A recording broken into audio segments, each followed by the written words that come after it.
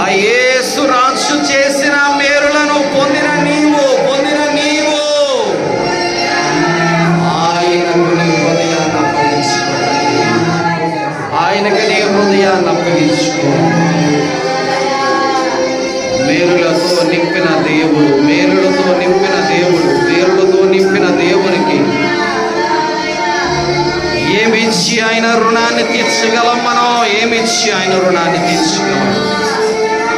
రక్షణ పాత్రను చేతపుచ్చుకొని యెహోవా నామమున ప్రార్థన చేసిన నీవు మేలులతో నింపబడదు. నీ రెండు చేతులతో దేవుని గట్టిగా చప్పట్లు కొడుతూ దేవుని